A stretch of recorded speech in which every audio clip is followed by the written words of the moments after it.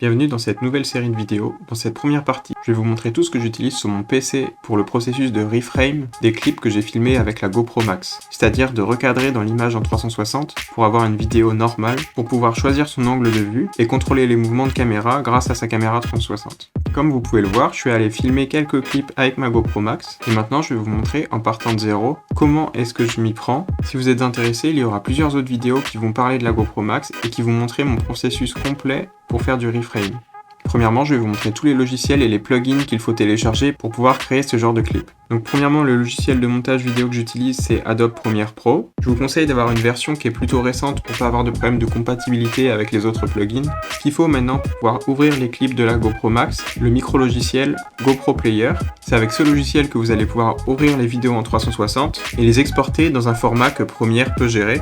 Donc je vais vous mettre le lien dans la description. Mais en gros, j'ai cherché GoPro Player et le premier lien, ça m'amène sur cette page. Moi, je suis sur PC, donc si je clique ici, je vais le télécharger. Et après, j'ai qu'à l'installer et c'est assez facile. Et en troisième, on va avoir besoin du plugin qui s'appelle GoPro FX Reframe. Et ça, c'est un plugin qui va se combiner avec Adobe Premiere et qui va être disponible après dans vos effets sur Adobe Premiere pour pouvoir faire le reframe depuis le logiciel de montage. Donc là, moi qui suis sur Windows, je vais cliquer ici pour le télécharger, l'installer. Si jamais ça apparaît pas dans votre Premiere, peut-être qu'il faut fermer le logiciel, redémarrer l'ordinateur et après vous devriez tout avoir normalement. Donc une fois que vous avez téléchargé tout ça et que normalement vous avez le GoPro Player qui est installé pour pouvoir ouvrir vos clips, je vais vous montrer à quoi ça sert. Donc voilà à quoi ressemble le logiciel. Donc tous vos fichiers où vous voyez cette icône là, c'est que le logiciel peut les prendre en charge. Vous avez juste à cliquer dessus pour avoir un aperçu. Voilà, ça va s'ouvrir. Maintenant, si j'appuie sur espace, on va pouvoir voir notre vidéo en 360. On peut avec la souris dézoomer, zoomer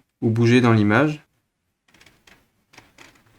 Si la vidéo que vous avez choisie vous plaît et que vous voulez passer à l'étape du reframe, vous pouvez, avec l'outil ciseau, prendre le moment qui vous intéresse si vous avez un clip qui est trop long. Par exemple, si je veux couper un peu le début, je vais aller à peut-être 5 secondes, appuyer sur l'outil ciseau, cliquer dessus, sélectionner que la partie qui m'intéresse.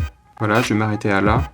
Ce qui peut être pratique, c'est que ça peut vous faire gagner de l'espace de stockage, de ne pas avoir à faire un rendu de l'intégralité du clip, surtout s'il est long. Faut pas oublier de recliquer sur le ciseau. Et maintenant, on a notre zone qui est sélectionnée. Donc, je valide. Et là, si je vais dans Export Trim, j'ai ces réglages-là. Je vous conseille de les laisser pareil. 5.6K, Cineform, Word Lock, Horizon Level. Si vous n'avez pas ça de cocher et que vous n'avez pas de carte graphique, c'est pas grave. Mais si vous pouvez l'activer, ça vous fera un rendu plus rapide. Maintenant, Next. Vous pouvez lui donner un nom. Et voilà, ça devrait prendre quelques minutes.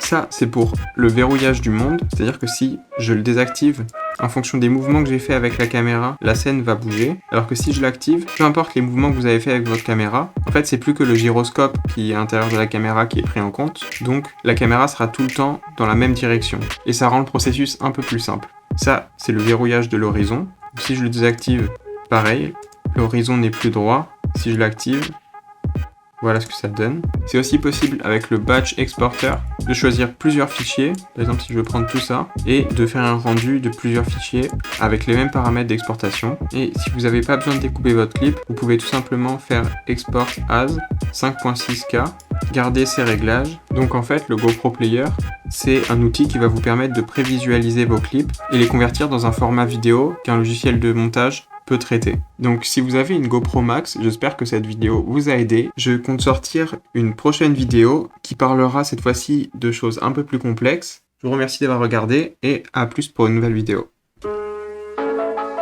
Yeah. Yeah.